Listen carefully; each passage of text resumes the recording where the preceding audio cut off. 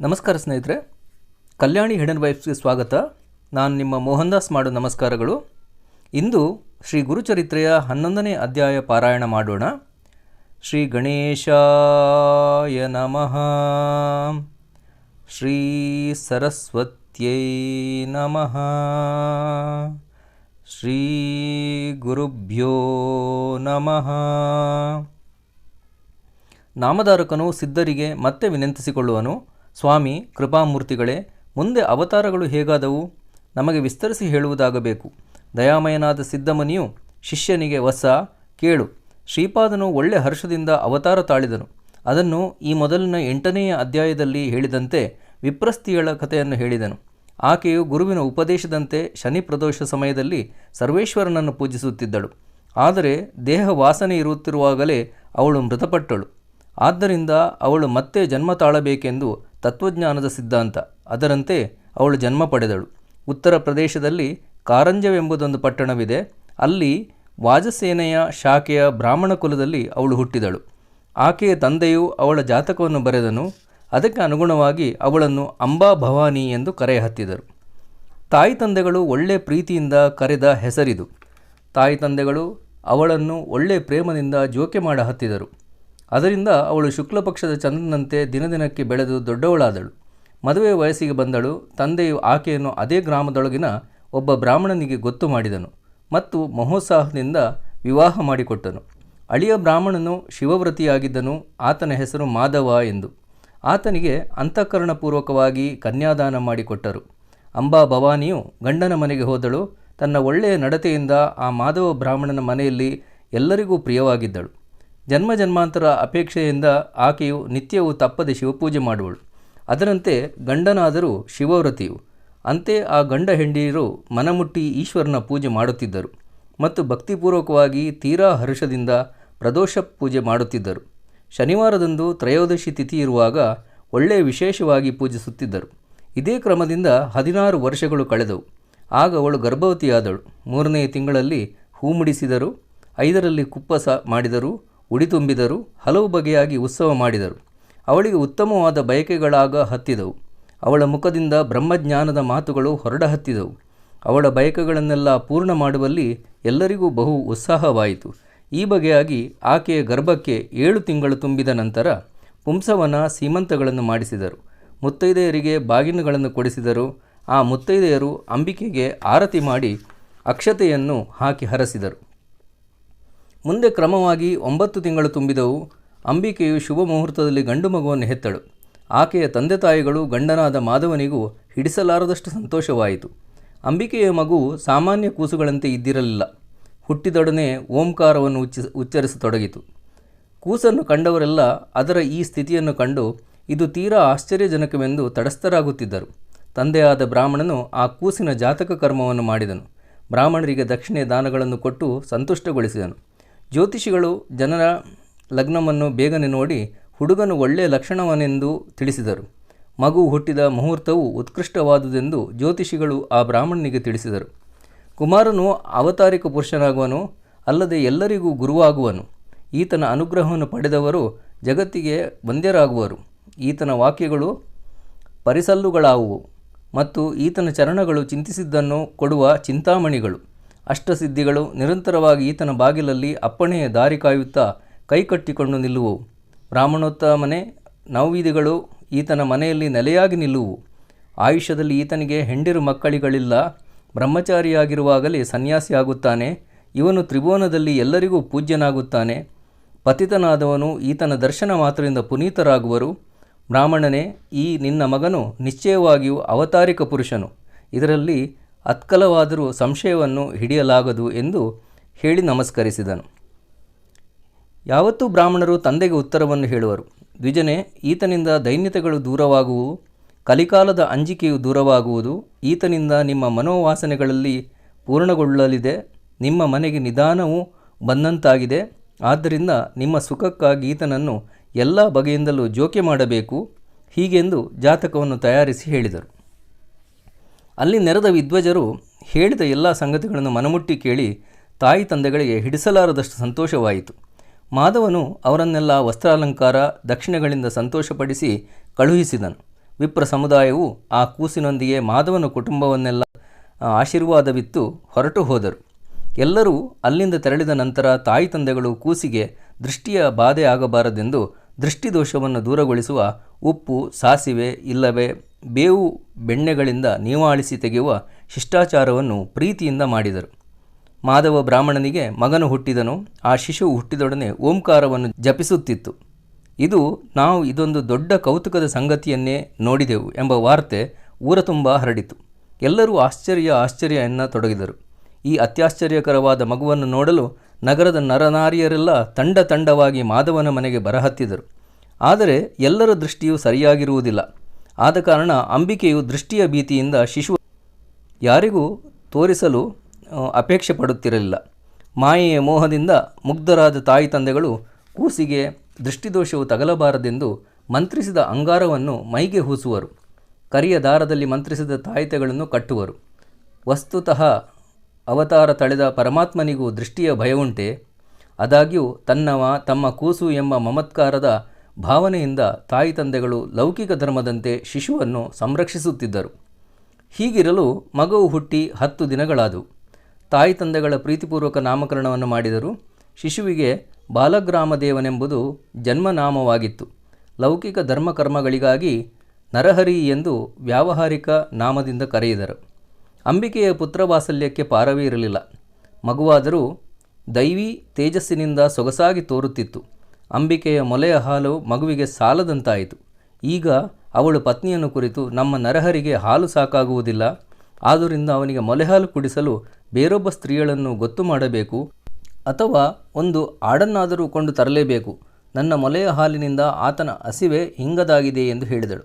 ಅಲ್ಲಿಯೇ ತಾಯಿಯ ತೊಡೆಯ ಮೇಲೆ ಮಲಗಿದ ಮಗುವು ತಾಯಿ ಆಡಿದ ಮಾತುಗಳನ್ನು ಕೇಳಿತು. ಮುಗುಳುನಗೆ ನಗತೊಡಗಿತು ಹಾಗೂ ಎಡಗೈಯಿಂದ ತಾಯಿಯ ಮೊಲೆಯನ್ನು ಮುಟ್ಟಿತು. ಮೊಲೆಗೆ ಕೈ ತಾಗುವುದೊಂದೇ ತಡ. ಮೊಲೆಯಿಂದ 32 ಧಾರೆಯಾಗಿ ಹಾಲು ಚಿಮ್ಮತೊಡಗಿತು. ಅವಳ ಸೀರೆ ಕುಪ್ಪಸಗಳು ಹಾಲಿನಿಂದ ತೊಯ್ದು ಹೋದವು. ಅಷ್ಟಲ್ಲದೆ ವಿಚಿತ್ರವೆಂದರೆ ಭೂಮಿಯ ಮೇಲೆ ಹಾಲು ಹರಿಯತೊಡಗಿತು. ಅದನ್ನು ಕಂಡು ಅಂಬಿಕಾ ಮಾಧವರಿಗೆ ಅತ್ಯಾಶ್ಚರ್ಯವಾಯಿತು. ಅದನ್ನು ಅವರು ದೃಷ್ಟಿಯ ಭಯದಿಂದ ಯಾರಿಗೂ ಹೇಳಲಿಲ್ಲ. ಈ ನಮ್ಮ ನರಹರಿಯು ಸಾಕ್ಷಾತ್ ನರಹರಿಯು ಎಂಬ ನಿಶ್ಚಿತ ಭಾವನೆಯಿಂದ ಅವನಿಗೆ ವಂದಿಸಿದರು. ತಾಯಿಯು ಆಡಿಸತೊಡಗಿದಳು. ಪುತ್ರ ಪ್ರೇಮದಲ್ಲಿ ಮುಳುಗಿದ ಅಂಬಿಕೆಯು ಆತನಿಗೆ ಸುಖನಿದ್ರೆ ಉಂಟಾಗಲೆಂದು ತೊಟ್ಟಿಲಲ್ಲಿ ಮಲಗಿಸಿ ತೂಗಿದಳು. ಇಂಪಾದ ಸ್ವರದಿಂದ ಬಗೆಬಗೆಯ ಜೋಗುಳುಗಳನ್ನು ಹಾಡುತ್ತಿದ್ದಳು. ಆದರೆ ನರಹರಿಯು ತೊಟ್ಟಿಲಲ್ಲಿ ಮಲಗದೆ ನೆಲದ ಮೇಲೆ ಸುಖದಿಂದ ಆಡುತ್ತಿದ್ದನು. ತಂದೆ ತಾಯಿಗಳ ಪ್ರೀತಿಯ ಜೋಪಾನೆಯಿಂದ ಮಾಡಿದ ಮಗುವು ಶೀಘ್ರವಾಗಿ ಬೆಳೆಯತೊಡಗಿತು. ಈ ರೀತಿ ಬೆಳೆಯುತ್ತಾ ನರಹರಿಗೆ 1 ವರ್ಷವಾಯಿತು. ಆದಾಗ್ಯೂ ಅವನು ಯಾರೊಡನೆಯೂ ಮಾತನಾಡುತ್ತಿರಲಿಲ್ಲ. ತಾಯಿಯ ಪುತ್ರವಾತ್ಸಲ್ಯ ಹೆಚ್ಚಳದಿಂದ ಏನೆಂದು ಮಾತಾಡಿಸುವಳು? ಆದರೆ ಶಿಶುವು ಪ್ರತಿಯಾಗಿ ಓಂಕಾರವನ್ನಷ್ಟೇ ಉಚ್ಚರಿಸುತ್ತಿತ್ತು. ಆಗ ಅಂಬಿಕಾ ಮಾಧವರು ಈತನ ಮೂಕನಾಗಿರಬಹುದೇ ಎಂಬ ಚಿಂತೆಯಿಂದ ಬೆಂಡಾದರು. ಅವರು ಜ್ಯೋತಿಷಿಗಳನ್ನು ಕರೆಯಿಸಿ ಕೇಳಿದರು, ಈ ಮಗುವು ಮಾತನಾಡದೇ ಇರಲು ಕಾರಣವೇನು? ಮಾತು ಬರುವುದಕ್ಕೆ ಏನು ಮಾಡಬೇಕು? ಏನೊಂದು ವಿಶೇಷವಾದ ಮತ್ತು ತೀವ್ರ ಫಲದಾಯಕವಾದ ಉಪಾಯವಿದ್ದರೆ ಹೇಳಬೇಕು ಎಂದು ಆಗಾಗ್ಗೆ ವಿಚಾರಿಸುತ್ತಿದ್ದರು. ಆಗ ಜ್ಯೋತಿಷಿಗಳು ಕುಲದೇವತೆಯನ್ನು ಆರಾಧಿಸಬೇಕೆಂದು ಪ್ರತಿ ಆದಿತ್ಯವಾರ ಅರಳೆಯ ಎಲೆಯಲ್ಲಿ ಹುಡುಗನಿಗೆ 3 ಸಲ ಉಣಿಸಬೇಕೆಂದು ಹೇಳುತ್ತಿದ್ದರು. ಮತ್ತೆ ಕೆಲವರು, ನಿಮ್ಮ ಮಗನು ಮೂಕನಾಗುವನು, ಆದರೆ ಅವನಿಗೆ ನೀವು ಈಗಿನಿಂದೀಗಲೇ ಶಬ್ದಗಳನ್ನು ಹೇಳುತ್ತಾ ಹೋದರೆ ಮಾತನಾಡಲು ಕಲಿಯುವನು ಎಂದು ವಿನೋದದಿಂದ ಹೇಳುತ್ತಾ ಇದ್ದರು. ತನ್ನ ಮೂಕತನಕ್ಕಾಗಿ ಜನರು ಮಾತನಾಡುವುದನ್ನು, ಅದಕ್ಕಾಗಿ ಹೇಳುವ ಉಪಾಯದ ಪ್ರಕಾರಗಳನ್ನು ಕೇಳಿ ಬಾಲಕನು ತೊಡಗಿದನು. ಓಂಕಾರವನ್ನು ಉಚ್ಚರಿಸುತ್ತಿದ್ದನು. ಮತ್ತೊಂದು ಮಾತನ್ನೇ ಅವನು ಅರಿಯನು. ಯಾವ ಪ್ರಶ್ನೆಗೂ ಅದೇ ಉತ್ತರ. ಆ ಓಂಕಾರ ಶಬ್ದವನ್ನು ಕೇಳಿ ಜನರು ವಿಸ್ಮಯ ಪಡುವರು. ಎಲ್ಲ ತಿಳುವಳಿಕೆಯು ಆ ಮಗುವಿಗುಂಟು. ಕಿವಿಯಿಂದ ಎಲ್ಲ ಮಾತುಗಳನ್ನು ಕೇಳುವನು, ಆದರೆ ತಿಳಿದು ಅದಾವ ಕಾರಣದಿಂದ ಮಾತಾಡಲೊಲ್ಲೆನೋ ತಿಳಿಯದು. ಇದು ಒಳ್ಳೆಯ ಆಶ್ಚರ್ಯದ ಸಂಗತಿ ಎಂದು ಒಬ್ಬನು ನುಡಿತನು. ಆದರೆ ಜನರು ಹೇಳಿದ ಉಪಾಯಗಳನ್ನೆಲ್ಲ ಮಾಡಿದಾಗ್ಯೂ ಮಗನು ಮಾತನಾಡದೆ ಉಳಿದನು. ಅದಕ್ಕಾಗಿ ತಾಯಿ ತಂದೆಗಳು ತೀವ್ರವಾದ ಚಿಂತೆಗೊಳಗಾದರು. ಮಗುವಿಗೆ 7 ವರ್ಷಗಳಾದರೂ ಮಾತನಾಡದ ಮೂಲಕ ಈತನು ದೈವಯೋಗದಿಂದ ಮೂಕನೇ ಹೌದು ಎಂದು ತಿಳಿದರು. ಈ ಸ್ಥಿತಿಯಲ್ಲಿಯೇ ಆ ನರಹರಿಗೆ 7 ವರ್ಷಗಳು ತುಂಬಿದವು. ಮಗನು ಮೂಕನಾದನೆಂಬ ಚಿಂತೆಯ ಜೊತೆಗೆ ಅವನ ಉಪನಯನದ ಚಿಂತೆಯು ತಾಯಿ ತಂದೆಗಳಿಗೆ ಉಂಟಾಯಿತು. ಇಂತಹ ಸ್ಥಿತಿಯಲ್ಲೇ ಏನು ಮಾಡಬೇಕೆಂದು ಅವರು ಎಲ್ಲ ಬ್ರಾಹ್ಮಣರನ್ನು ಕೇಳತೊಡಗಿದರು. 8ನೆಯ ವರ್ಷ ಆರಂಭವಾಗುವ ಮೊದಲೇ, ಅಂದರೆ 7ನೆಯ ವರ್ಷ ಮುಗಿಯುವುದರ ಒಳಗಾಗಿ ಉಪನಯನ ಮಾಡಲೇಬೇಕು. ಬ್ರಾಹ್ಮಣರಿಗೆ ಇದು ಅಗತ್ಯವಾದ ಸಂಸ್ಕಾರವು ಎಂದು ಬ್ರಾಹ್ಮಣರು ಹೇಳಿದರು. ಮೂಕನಿಗೆ ಉಪನಯನ ಮಾಡಿ ಗಾಯತ್ರಿ ಮಂತ್ರೋಪದೇಶವನ್ನು ಹೇಗೆ ಮಾಡಬೇಕು? ಈತನು ನಿಶ್ಚಯವಾಗಿಯೇ ಮೂಕನಾಗಿರುವನು. ನಾವು ಅದೆಂತಹ ದುರ್ದೈವಿಗಳು! ನಾವು ಈಶ್ವರ ಗೌರಿಯನ್ನು ಆರಾಧಿಸಿದೆವು, ತ್ರಯೋದಶಿ ತಿಥಿಗೆ ಶಿವನನ್ನು ಪೂಜಿಸಿದೆವು. ಎಲ್ಲವೂ ವ್ಯರ್ಥವಾದಂತಾಯಿತು. ನಮ್ಮ ದೈವಕ್ಕೆ ಧಿಕ್ಕಾರವಿರಲಿ. ನಮ್ಮ ಭಕ್ತಿಗೆ ಮೆಚ್ಚಿ ಈಶ್ವರನಂತೂ ವರವನ್ನು ದಯಪಾಲಿಸಿದನು. ಅದರಂತೆ ನಮ್ಮ ಬಯಕೆಗೆ ತಕ್ಕ ಸುಲಕ್ಷಣಿಯಾದ ಮಗನು ಹುಟ್ಟಿದನು. ಆದರೆ ಆ ಮಗನು ಮೂಕನಾಗುವನೆಂದು ಯಾರಿಗೆ ತಿಳಿದಿತ್ತು? ದೇವ ಎಂದು ಶಿವನನ್ನು ನೆನೆಸಿ ಚಿಂತಿಸಹತ್ತಿದರು. ಶಿವನೇ, ನಮ್ಮ ಹೊಟ್ಟೆಯಿಂದ ಜನಿಸಿದವನೆಂದರೆ ಈ ಒಬ್ಬನೇ ಒಬ್ಬ ಮಗನು. ಇವನ ಹೊರತು ಇನ್ನೊಬ್ಬರನ್ನು ನಾವು ಕನಸಿನಲ್ಲಿಯೂ ಕೂಡ ಕಂಡಿರಲಿಲ್ಲ. ಇವನಿಂದಲೇ ನಾವು ಉದ್ಧಾರವಾಗುವುದೆಂದು ಬಲವಾದ ಹಂಬಲ ತಳೆದಿದ್ದೆವು. ಇನ್ನು ನಮ್ಮ ಮನೋಬಯಕೆಯಂತೂ ಪೂರ್ಣವಾಗುವುದಿಲ್ಲ. ಯಾಕೆಂದರೆ ಇಂತಹ ನಿರ್ಗುಣ ವೇಷ ಸನ್ಯಾಸಾಶ್ರಮ ಮಗನು ಜನಿಸಿದನು. ನಾನು ಶನಿ ಪ್ರದೋಷದಲ್ಲಿ ಪೂಜಿಸಿದ ಮಹೇಶನು ಅದೆಂಥ ವರವನ್ನು ನೀಡಿದನು ಅದಾರು ಬಲ್ಲರು? ಹೀಗೆಂದು ಅಂಬಾಭವಾನಿಯು ಶಿವನನ್ನು ನೆನೆಯುತ್ತಾ ಹಲವು ವಿಧವಾಗಿ ಹಲುಬಿದಳು. ತಾಯಿಯ ಮಹಾದುಃಖವನ್ನು ಕಂಡು ಬಾಲಕನು ತಾಯಿಯ ಹತ್ತಿರ ಬಂದನು. ತಾಯಿಯನ್ನು ಸಂಬೋಧಿಸಿದನು. ಆಗ ಅವನು ಮನೆಯ ಒಳಕ್ಕೆ ಹೋಗಿ ಒಳಗಿರುವ ಒಂದು ಬಲವಾದ ಕಬ್ಬಿಣದ ಕಂಬಿಯನ್ನು ತಗೊಂಡು ಬಂದನು. ತಾಯಿಯು ಅದನ್ನು ನೋಡುತ್ತಿರುವಲ್ಲಿ ಕಬ್ಬಿಣದ ಕಂಬಿಯು ಒಮ್ಮೆಲೇ ಬಂಗಾರದ ಬಣ್ಣಕ್ಕೆ ಹೊಳೆಯಿತು. ಬಂಗಾರದಲ್ಲಿ ರೂಪಾಂತರ ಹೊಂದಿತು. ಅದನ್ನು ತಾಯಿಯ ಕೈಗೆ ಕೊಟ್ಟನು. ಅದನ್ನೆಲ್ಲ ಕಣ್ಣಾರೆ ಕಂಡು ಅವಳು ತೀರಾ ಅಚ್ಚರಿಗೊಂಡಳು. ಅಲ್ಲದೆ ಗಂಡನನ್ನು ಕರೆದು ತೋರಿಸಿದಳು. ಆಗ ದಂಪತಿಗಳು ಮಗನ ಅಘಟಿತ ಘಟನೆಯು ಕೃತಿಗೆ ಬೆರಗಾದರು. ಈ ಸಂಗತಿಯನ್ನು ಇನ್ನೊಬ್ಬರಿಗೆ ತಿಳಿಸದೆ ಗೌಪ್ಯವಾಗಿರಿಸಿದರು. ಮಗುವನ್ನು ಒಳಗೆ ಕರೆದೊಯ್ದು ಆತನ ಬಾಲಲೀಲೆಯನ್ನು ಕಾಣಲು ಉತ್ಸುಕರಾಗಿ ಮತ್ತೆ ಕೆಲವು ಕಬ್ಬಿಣದ ವಸ್ತುಗಳನ್ನು ಆತನ ಕೈಗೆ ಕೊಟ್ಟರು. ಸ್ವಾಮಿಯು ಅಮೃತ ದೃಷ್ಟಿಯಿಂದ ಅವನನ್ನು ನೋಡಲು ಮನೆಯ ತುಂಬೆಲ್ಲ ಬಂಗಾರವೇ ಬಂಗಾರವಾಗಿ ಹೋಯಿತು.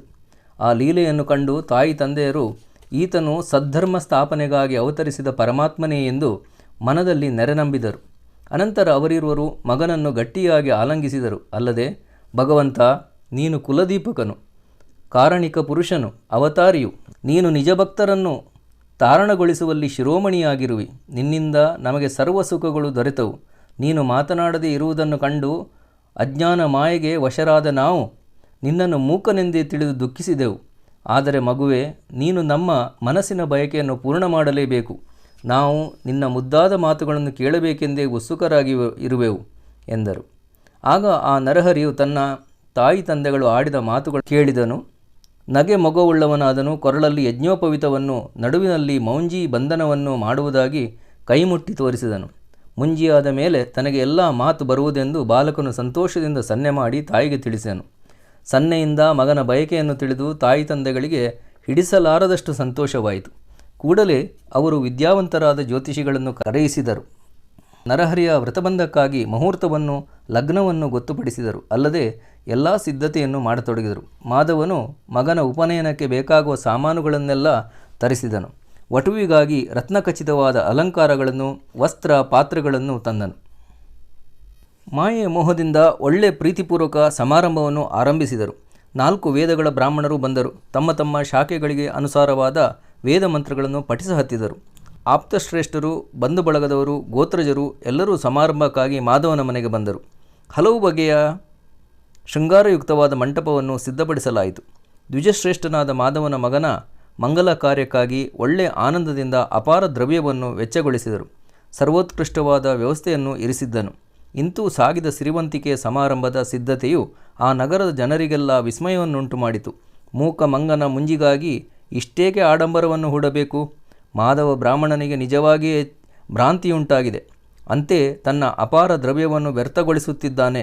ಇಷ್ಟೆಲ್ಲ ವೆಚ್ಚ ಮಾಡಿ ಮಗನಿಗೆ ವ್ರತಬಂಧದ ಹೊರಗಣ ವಿಧಿಯನ್ನು ನೆರವೇರಿಸಬಹುದು. ಆದರೆ ಗಾಯತ್ರಿ ಮಂತ್ರವನ್ನು ಉಪದೇಶಿಸುವುದೆಂತೂ, ಆ ಮಗುವು ಪಠಿಸುವುದೆಂತೂ, ಉಪನಯನದ ಆಚಾರವನ್ನೆಂತೂ ಆಚರಿಸುವವನು ಎಂದು ತಮ್ಮೊಳಗೆ ಮಾತನಾಡ ಹತ್ತಿದರು. ಮತ್ತೆ ಕೆಲವರು ಏನೇ ಆಗಲಿ, ಸಮಾರಂಭವೆಂದ ಮೇಲೆ ನಮಗೆ ಸವಿಸವಿ ಊಟವು ದೊರಕುವುದು, ದಕ್ಷಿಣೆ ಆ ಹೇರದ ಬಗ್ಗೆ ಬಂಗಾರ ವಸ್ತ್ರಗಳು ದೊರಕುವು, ಆತನ ಮಂತ್ರೋಚ್ಚಾರದ ಅಗತ್ಯವು ನಮಗಿಲ್ಲ ಎಂದು ನುಡಿದರು. ಹೀಗೆ ಹಲವು ಬಗೆಯಾಗಿ ತಮಗೆ ತಿಳಿದಂತೆ ಮಾತನಾಡುತ್ತಿದ್ದರು. ತಮಗೆ ತಿಳಿದಂತೆ ವಿಚಾರ ಮಾಡುತ್ತಾ ಇದ್ದರು. ಅವೆಲ್ಲ ತಮಗೆ ತಿಳಿದಾಗಿಯೂ ನರಹರಿಯ ತಾಯಿ ತಂದೆಯರು ಮಗನ ಕಾರ್ಯಕ್ಕಾಗಿ ಹರ್ಷಿತರಾಗಿ ದೇವರ ಪ್ರತಿಷ್ಠೆಯ ಮಂಟಪ ದೇವತೆಯ ಸ್ಥಾಪನೆ ಮಾಡಿದರು. ಮರುದಿನ ವಟುವಿಗೆ ಬಾಲಕರ್ಮ ಅಂದರೆ ಮುಂಜಿಯ ಮೊದಲಿನ ಸಂಸ್ಕಾರ ಅಥವಾ ನಾಪಿತನಿಂದ ಚಂಡಿಕೆ ಮಾಡಿಸುವುದನ್ನು ಮಾಡಿದರು. ಮತ್ತು ಎಣ್ಣೆ ಹಚ್ಚಿ ಸ್ನಾನ ಮಾಡಿಸಿದರು. ಅನಂತರ ತಾಯಿಯೊಡನೆ ಊಟ ಅಂದರೆ ಮಾತೃಭೋಜನ ಮಾಡಿಸಿದರು. ಆಮೇಲೆ ಯಜ್ಞೋಪವೀತ ಜನಿವಾರ ಧಾರಣ ಮಾಡಿಸುವರು. ಹೀಗೆ ಎಲ್ಲ ಕಾರ್ಯಕ್ರಮಗಳು ಮುಗಿಸಿದರು. ಬ್ರಾಹ್ಮಣರೆಲ್ಲರೂ ಮಂತ್ರಪೂರ್ವಕವಾಗಿ ವಟುವಿಗೆ ಯಜ್ಞೋಪವೀತವನ್ನು ಧಾರಣೆ ಮಾಡಿಸಿದರು. ಅನಂತರ ತಾಯಿಯೊಡನೆ ಊಟ ಮಾಡಲು ಮನೆಯ ಒಳಕ್ಕೆ ಕರೆದೊಯ್ದರು. ತಾಯಿಯೊಡನೆ ಊಟ ಮಾಡಿ ಒಮ್ಮನದಿಂದ ಅವಳ ನಿರೋಪವನ್ನು ಪಡೆದನು. ಮತ್ತು ವಟು ಮುಂಜಿ ಬಂಧನಕ್ಕಾಗಿ ತಂದೆಯ ಬಳಿಗೆ ಬಂದನು. ಆಗ ಬಾಲಕನಿಗೆ ಗೃಹಯೋಕ್ತ ಮಾರ್ಗವಾಗಿ ಅಂದರೆ ಗೃಹಸೂತ್ರದಲ್ಲಿ ಹೇಳಿರುವಂತೆ ಮುಂಜಿ ಬಂಧನೆ ಮಾಡಲಾಯಿತು. ಬಳಿಕ ಸುಮುಹೂರ್ತವು ಬಂದೊಡನೆ ಮಾಧವ ಬ್ರಾಹ್ಮಣನು ಮಂತ್ರೋಪದೇಶ ಮಾಡಿದನು. ಅನುಕ್ರಮವಾಗಿ ಗಾಯತ್ರಿ ಮಂತ್ರವನ್ನು ಉಪದೇಶಿಸಲಾಯಿತು. ಬಾಲಕನು ಮಂತ್ರವನ್ನು ಮನದಲ್ಲಿಯೇ ಉಚ್ಚರಿಸಿದನು. ಸ್ಪಷ್ಟವಾಗಿ ಯಾರ ಮುಂದೆಯೂ ನುಡಿಯಲಿಲ್ಲ. ಇಂತೂ ಗಾಯತ್ರಿ ಮಂತ್ರದ ಉಪದೇಶವಾದ ನಂತರ ತಾಯಿ ಅಂಬಾಭವಾನಿಯ ವಸ್ತ್ರಾಭರಣಗಳನ್ನು ರತ್ನಖಚಿತವಾದ ಹಾರವನ್ನು ತಂದು ಬ್ರಹ್ಮಚಾರಿಗೆ ಭಿಕ್ಷೆಯನ್ನು ನೀಡಿದಳು. ಇದೇ ಆ ವಟುವಿಗೆ ತಾಯಿ ನೀಡಿದ ಮೊದಲನೆಯ ಭಿಕ್ಷೆಯು, ಮಾತೃಭಿಕ್ಷೆಯು. ಮೊದಲನೆಯ ಭಿಕ್ಷೆಯನ್ನು ಕೈಯಲ್ಲಿ ತೆಗೆದುಕೊಂಡು ಆಶೀರ್ವದಿಸಿ, ಮಗನೇ, ಋಗ್ವೇದವನ್ನು ಪಠಿಸುತ್ತಾ ಆಚಾರ ಧರ್ಮದಿಂದ ವರ್ತಿಸು ಎಂದಳು. ಈ ವಿಧವಾಗಿ ಮೊದಲನೆಯ ಭಿಕ್ಷೆಯನ್ನು ತಾಯಿ ಕೊಡಲು ಆಗ ಬ್ರಹ್ಮಚಾರಿಯು ಅಗ್ನಿಮೀಳೆ ಪುರೋಹಿತಂ ಎಂದು ಉಚ್ಚರಿಸಿದನು. ಇದಾದ ಬಳಿಕ ತಾಯಿಯು ವಟು ನರಹರಿಗೆ ಎರಡನೆಯ ಭಿಕ್ಷೆಯನ್ನು ನೀಡಲು ವಟು ಯಜುರ್ವೇದ ಇಷ್ಟೇತ್ವ ಎಂದು ಉಚ್ಚರಿಸಿದನು. ಈ ವೇದಘೋಷದಿಂದ ಜನರೆಲ್ಲ ಚಿತ್ರದ ಗೊಂಬೆಗಳಂತೆ ತಟಸ್ಥರಾದರಲ್ಲದೆ ತಲೆದೂಗಿದರು. ತಾಯಿಯ ಮೂರನೆಯ ಭಿಕ್ಷೆಯನ್ನು ನೀಡಿ ಸಾಮವೇದವನ್ನು ಪಠಿಸು ಎಂದು ಆಜ್ಞಾಪಿಸಲು ಅಗ್ನಿ ಆಯಾಹಿ ಎಂದು ಗಾಯನ ಮಾಡಿದನು. ಒಟ್ಟಾರೆ 3 ವೇದಗಳನ್ನು ಪಠಿಸಿದನು. ಇದರಿಂದಾಗಿ ನೆರೆದ ಜನರೆಲ್ಲರೂ ವಿಸ್ಮಯಪಟ್ಟರು. ಹರ್ಷದಿಂದ ತುಂಬಿ ಬ್ರಹ್ಮಚಾರಿ ನೋಡುತ್ತಲಿದ್ದರು. ಮೂಕನೆಂದು ಈವರೆಗೂ ಹೇಳಿಕೊಳ್ಳುವವರು ಈಗ 4 ವೇದಗಳನ್ನು ಪಠಿಸಿದನು. ಅಂದ ಮೇಲೆ ಈತನು ಅವತಾರಿಕನೇ ಹೌದು. ಈತನಿಗೆ ನರನೆಂದು ಅನ್ನಲಾಗದು. ಈತನು ದೇವರ ಅವತಾರವಾಗಿರುವನು. ಈತನೇ ಜಗದ್ಗುರು ಎಂದು ಎಲ್ಲರೂ ನಮಸ್ಕರಿಸಿದರು. ಇಷ್ಟಾದ ಬಳಿಕ ನರಹರಿಯು ತನ್ನ ತಾಯಿಯಾದ ಅಂಬಾಭವಾನಿಯ ಹತ್ತಿರ ಬಂದು, ಅಮ್ಮ, ನೀನು ನನಗೆ ಭಿಕ್ಷೆ ಬೇಡು ಉಪದೇಶಿಸಿಯಲ್ಲವೇ? ನಿನ್ನ ಮಾತು ಸುಳ್ಳಾಗಿರಲಿಲ್ಲ. ನನ್ನ ಚಿತ್ರದಲ್ಲಿ ನಿನ್ನ ಉಪದೇಶವು ನಿರ್ಧಾರವಾಗಿ ಉಳಿಯಿತು. ನನಗೆ ಬೇಗನೆ ನಿರೋಪ ಕೊಡುವುದಾಗಬೇಕು. ನಾನು ತೀರ್ಥಯಾತ್ರಾಚರಣೆಗಾಗಿ ಹೋಗುವೆ. ನಾನು ಬ್ರಹ್ಮಚಾರಿಯು. ನಾನು ಮನೆಗೂ ಭಿಕ್ಷೆ ಬೇಡಬೇಕು. ಮನೋಹರವಾಗಿ ವೇದಾಭ್ಯಾಸವನ್ನು ಮಾಡಬೇಕು. ಇದೇ ನನ್ನ ಆಶ್ರಮದ ಕರ್ತವ್ಯ ಎಂದು ಹೇಳಿದನು. ಮಗನ ಮಾತು ಕೇಳಿ ಅಂಬಾಭವಾನಿಗೆ ಅತ್ಯಂತ ಚಿಂತೆಯಾಯಿತು. ದುಃಖವು ಒತ್ತರಿಸಿತು. ಕಣ್ಣುಗಳಲ್ಲಿ ನೀರು ತುಂಬಿ ಧಾರೆಗಟ್ಟಿ ಹರಿಯುತ್ತಿದ್ದವು ಮತ್ತು ಆಕೆ ಮೂರ್ಛೆ ಹೋದಳು. ಅವಳಿಗೆ ಕ್ಷಣ ಹೊತ್ತು ಅರಿವು ತಪ್ಪಿ ಬಿದ್ದಳು. ಸಂತಾಪದಿಂದ, ಮಗನೇ, ಮುಪ್ಪಿನಲ್ಲಿ ನೀನು ನನ್ನ ರಕ್ಷಕನೆಂದು ಬಹಳ ಆಸೆಪಟ್ಟುಕೊಂಡಿದ್ದೆನಲ್ಲ. ನೀನು ನನ್ನನ್ನು ಜೋಕೆ ಮಾಡುವ ಆಸೆಯು ನನ್ನಲ್ಲಿ ಬಲವಾಗಿತ್ತು. ನೀನು ನಡುವೆ ನಮ್ಮ ಕೈಬಿಟ್ಟು ಹೋಗುವ ಕಾರಣದಿಂದಲೇ ನಮ್ಮೊಡನೆ ಮಾತನಾಡುತ್ತಿರಲಿಲ್ಲ. ನೀನು ಮೂಕನೆಂದು ಹೇಳಿಸಿಕೊಳ್ಳುತ್ತಿದ್ದಿ. ಆದ್ದರಿಂದ ನಿನ್ನ ಮುದ್ದು ಮಾತುಗಳನ್ನು ಕೇಳುವ ಸಂತೋಷವೂ ನಮಗಾಗಲಿಲ್ಲ. ಇಂದು ನಿನ್ನ ಮಾತುಗಳನ್ನು ಕೇಳಿ ನಮ್ಮ ಪ್ರದೋಷ ಪೂಜೆಯು ಸಫಲವಾಯಿತೆಂದೆವು. ಹೀಗೆಂದು ತಾಯಿಯು ಹಲವು ಬಗೆಯಾಗಿ ಮಗನಿಗೆ ಮಾತನಾಡಿಸಿದಳು ಮತ್ತು ಆಗ ಆ ಮಗುವನ್ನು ಅಪ್ಪಿಕೊಂಡು ಕೃಪೆ ಮಾಡಬೇಕಾಗಿ ಬೇಡಿಕೊಂಡಳು. ತಾಯಿಯ ಮಾತು ಕೇಳಿ ಬಾಲಕನು ಅವಳಿಗೆ ಬ್ರಹ್ಮಜ್ಞಾನವನ್ನು ಹೇಳಿದನು. ತಾಯಿ, ನಿನ್ನ ಅಂತಃಕರಣಕ್ಕೆ ವ್ಯಥೆಯನ್ನುಂಟು ಮಾಡಿಕೊಳ್ಳಬೇಡ. ನಾವು ಅದೇ ವಿಧವಾಗಿ ಆಚರಿಸಬೇಕಾಗಿದೆ. ಅದರಲ್ಲಿ ಬದಲಾಗಲು ಶಕ್ಯವಿಲ್ಲ. ಅಮ್ಮ, ನಾನಲ್ಲದೆ ಇನ್ನೂ 4 ಜನ ಮಕ್ಕಳಾಗುವರು ನಿನಗೆ. ಈ ಮಾತು ಸತ್ಯವೆಂಬುದು ನಂಬು. ನಿನ್ನ ಹೊಟ್ಟೆಯಿಂದ ಹುಟ್ಟುವ ಆ ಮಕ್ಕಳು ಸದಾವಕಾಲ ಮನೋಭಾವನೆಯಿಂದ ಬಗೆಯಾಗಿ ಸೇವೆ ಮಾಡುವರು. ತಾಯಿ, ನೀನು ಕಳೆದ ಜನ್ಮದಲ್ಲಿ ಮೊದಲಿನಿಂದ ಕೊನೆಯವರೆಗೆ ಶಂಕರನನ್ನು ಆರಾಧಿಸಿರುವಿ. ಅದನ್ನು ನೀನು ಸ್ಮರಿಸು ಎಂದು ತಾಯಿಯ ತಲೆಯ ಮೇಲೆ ತನ್ನ ಪವಿತ್ರವಾದ ಹಸ್ತವನ್ನು ಇರಿಸಿದನು. ಅನಂತರ ಅವಳಿಗೆ ಪೂರ್ವಜನ್ಮದ ಸ್ಮೃತಿಯುಂಟಾಯಿತು. ಜನ್ಮಾಂತರದ ವೃತ್ತಾಂತವು ಸ್ಮರಿಸಿದೊಡನೆ ಅಂಬಾಭವಾನಿಯು ಆಶ್ಚರ್ಯಚಕಿತಳಾದಳು. ಆಗ ಆ ಬಾಲಕನು ಅವಳಿಗೆ ಶ್ರೀಪಾದ ಶ್ರೀವಲ್ಲಭನ ಸ್ವರೂಪದಿಂದ ತೋರ ಹತ್ತಿದನು.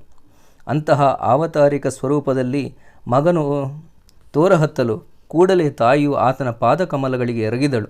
ಶ್ರೀಪಾದ ಶ್ರೀವಲ್ಲಭನು ತಾತ್ಕಾಲವೇ ಲೀಲೆಯಿಂದ ಅವಳನ್ನು ಮೇಲಕ್ಕೆ ಎಬ್ಬಿಸಿದನು ಮತ್ತು ಗುಪ್ತವಾಗಿದ್ದ ಸಂಗತಿಯೊಂದನ್ನು ಹೇಳತೊಡಗಿದನು. ತಾಯಿ ಜ್ಞಾನವಂತಳೆ, ನಾನು ಈಗ ತಿಳಿಸಲಿರುವ ಸಂಗತಿಯನ್ನು ತೀರಾ ಗುಪ್ತವಾಗಿ ಇರಿಸಬೇಕು. ನಾವು ಸನ್ಯಾಸಿಗಳು, ಯತಿಗಳು ಯಾವಾಗಲೂ ಸಂಸಾರದಿಂದ ದೂರವಾಗಿ ಇರುವಂಥವರು. ಇದೇ ಕಾರಣಕ್ಕಾಗಿ ನಾವು ಈಗ ಎಲ್ಲ ತೀರ್ಥಯಾತ್ರೆಗಳಿಗಾಗಿ ಸಂಚರಿಸುವೆವು ಮತ್ತು ಅದರ ಕಾರಣವು ಇನ್ನು ಮುಂದೆ ಬಹಳವಾಗಿದೆ ಎಂದು ನೀರೋಪವನ್ನು ಹೇಳತೊಡಗಿದನು. ಈ ಬಗೆಯಾಗಿ ಗುರುಮೂರ್ತಿಗಳು ತಾಯಿಗೆ ವಿನಯದಿಂದ ತಿಳಿಸಿದರು. ಆಗ ತಾಯಿಯು ಮತ್ತೆ ಮಗುವಿಗೆ ವಿನಂತಿಸಿದಳು.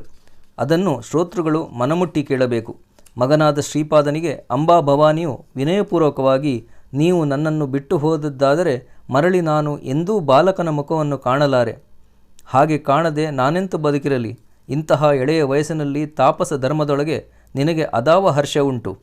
ಧರ್ಮಶಾಸ್ತ್ರಗಳಲ್ಲಿ ಪ್ರತಿಯೊಬ್ಬನೂ 4 ಆಶ್ರಮಗಳನ್ನು ಕ್ರಮವಾಗಿ ಆಚರಿಸಬೇಕೆಂದು ಹೇಳಿದೆಯಲ್ಲವೇ? ಮೊದಲು 12 ವರ್ಷಗಳವರೆಗೆ ಬ್ರಹ್ಮಚರ್ಯದಿಂದ ಇರಬೇಕು. ಅನಂತರ ಗೃಹಸ್ಥ ಧರ್ಮವನ್ನು ಅನುಸರಿಸುವುದು ಒಳ್ಳೆಯದು. ಆಮೇಲೆ ಮುಖ್ಯವಾಗಿ ವಾನಪ್ರಸ್ಥವೆಂಬುದೊಂದು ಆಶ್ರಮ ಉಂಟು. ಈ ಕ್ರಮದ ಆಚರಣೆಯಿಂದ ಅತ್ಯಧಿಕವಾಗಿ ಪುಣ್ಯವು ಸಂಗ್ರಹಿಸಲ್ಪಡುವುದು. ಎಲ್ಲ ಆಶ್ರಮಗಳಲ್ಲಿ ಮುಖ್ಯವಾದುದೆಂದರೆ ಗೃಹಸ್ಥಾಶ್ರಮವು. ಅದನ್ನು ತೀರಾ ಸಮರ್ಥವಾಗಿ ಆಚರಿಸಬೇಕು. ಅನಂತರ ಮುಖ್ಯಾರ್ಥ ಅಂದರೆ ಮೋಕ್ಷಕ್ಕಾಗಿ ಸನ್ಯಾಸವನ್ನು ಸ್ವೀಕರಿಸಬೇಕು. ಧರ್ಮಶಾಸ್ತ್ರವು ಇದೇ ವಿಧವಾಗಿದೆ. ಬ್ರಹ್ಮಚರ್ಯದ ಮಾರ್ಗವನ್ನು ಕೇಳು. ಅಲ್ಲಿ ವೇದ ಮೊದಲಾದವುಗಳನ್ನು ಪಠಿಸಬೇಕು. ಆಮೇಲೆ ವಿವಾಹದಿಂದ ಗೃಹಸ್ಥಾಶ್ರಮಿಯಾಗಬೇಕು. ಆಗ ಮಕ್ಕಳು ಮೊಮ್ಮಕ್ಕಳನ್ನು ಪಡೆಯಬೇಕು. ಅಲ್ಲದೆ ಯಜ್ಞ ಮೊದಲಾದ ಕರ್ಮಗಳನ್ನು ಸಾಧಿಸಿ ಕರ್ಮಫಲವನ್ನು ಹೊಂದುವ ಕಾಲವೇ ಅದಾಗಿದೆ. ಅನಂತರ ಸನ್ಯಾಸ ಮಾಡುವುದು ನ್ಯಾಯಕ್ಕನುಸಾರವಾಗಿದೆ. ಈ ವಿಧವಾಗಿ ಗ್ರಹಿಸಿದ ಸನ್ಯಾಸವು ಮುಖ್ಯವಾದುದು, ಸ್ಥಿರವಾದುದು, ಫಲಕಾರಿಯಾದುದು. ಆದರೆ ಚಿಕ್ಕ ವಯಸ್ಸಿನಲ್ಲಿ ಗ್ರಹಿಸಿದ ಸನ್ಯಾಸವು ಆಗ್ರಾಹ್ಯವಾದುದು. ಮೊದಲು ಮನುಷ್ಯನು ಎಲ್ಲ ಇಂದ್ರಿಯಗಳನ್ನು ಸಂತುಷ್ಟಗೊಳಿಸಬೇಕು. ಆ ಬಳಿಕ ತಪಸ್ಸಿನ ಮಾರ್ಗವನ್ನು ಅನುಲಕ್ಷಿಸಿ ಸನ್ಯಾಸವನ್ನು ತೆಗೆದುಕೊಳ್ಳುವುದು ಮುಖ್ಯವಾಗಿದೆ ಎಂದು ಹೇಳಿದಳು. ನಾಮಧಾರಕನೇ, ಅಂಬಾಭವಾನಿಯ ವಚನಗಳನ್ನು ಕೇಳಿ ನರಹರಿಯು ಅಂದರೆ ಶ್ರೀಗುರುವು ತತ್ವಜ್ಞಾನವನ್ನು ಹೇಳತೊಡಗಿದನು. ಅದನ್ನು ನೀನು ಒಳ್ಳೆಯ ಪರಿಶುದ್ಧವಾದ ಮನಸ್ಸಿನಿಂದ ಕೇಳು ಎಂದು ಸಿದ್ಧಮುನಿಯು ಹೇಳತೊಡಗಿದನು. ಗಂಗಾಧರನ ನಂದನನು ಅಂದರೆ ಸರಸ್ವತಿಯು ಸಿದ್ಧನಿಗೆ ನಮಸ್ಕರಿಸಿ ಶ್ರೀ ಗುರುಚರಿತ್ರೆಯ ವಿಸ್ತಾರವನ್ನು ಕೇಳಲು ವಿನಂತಿಸಿದನು. ಶ್ರೋತೃಗಳು ಅದನ್ನು ಕೇಳಬೇಕು. ಮುಂದೆ ಅಪೂರ್ವವಾದ ಸಂಗತಿಯು ಜರುಗಿತು. ಅದನ್ನು ಸಿದ್ಧನು ನಾಮಧಾರಕನಿಗೆ ತಿಳಿಸಿದನು. ಅದನ್ನೇ ಸರಸ್ವತಿ ಗಂಗಾಧರನು ಮುಂದೆ ಹೇಳುವನು. ಇತಿ ಶ್ರೀ ಗುರುಚರಿತಾಮೃತೆ ಪರಮಕಥಾಕಲ್ಪತರೌ ಶ್ರೀ ನೃಸಿಂಹ ಸರಸ್ವತ್ಯುಪಾಖ್ಯಾನೆ ಸಿದ್ಧನಾಮಧಾರಕ ಸಂವಾದೆ ಶ್ರೀ ಗುರು ನರಹರಿಬಾಳಚರಿತ್ರ ಲೀಲಾವರ್ಣನಂ ನಾಮ ಏಕಾದಶೋಧ್ಯಾಯಃ. ಸ್ನೇಹಿತರೆ, ಇದುವರೆಗೂ ಶ್ರೀ ಗುರುಚರಿತ್ರೆಯ 11ನೇ ಅಧ್ಯಾಯವನ್ನು ತಾವೆಲ್ಲ ಆಲಿಸಿದಿರಿ ಹಾಗೂ ನೋಡಿದಿರಿ. ಇನ್ನು ಮುಂದಿನ ಎಲ್ಲ ಅಧ್ಯಾಯಗಳನ್ನು ಮುಂದಿನ ವಿಡಿಯೋದಲ್ಲಿ ವೀಕ್ಷಿಸಿ. ಕಲ್ಯಾಣಿ ಹಿಡನ್ ವೈಫ್ಸ್ನ ಎಲ್ಲ ವಿಡಿಯೋಗಳನ್ನು ಲೈಕ್ ಮಾಡಿ, ಹೆಚ್ಚಾಗಿ ಶೇರ್ ಮಾಡಿ. ಸಬ್ಸ್ಕ್ರೈಬ್ ಮಾಡದೇ ಇರುವವರು ಸಬ್ಸ್ಕ್ರೈಬ್ ಮಾಡಿ. ಧನ್ಯವಾದಗಳು. ನಮಸ್ಕಾರ.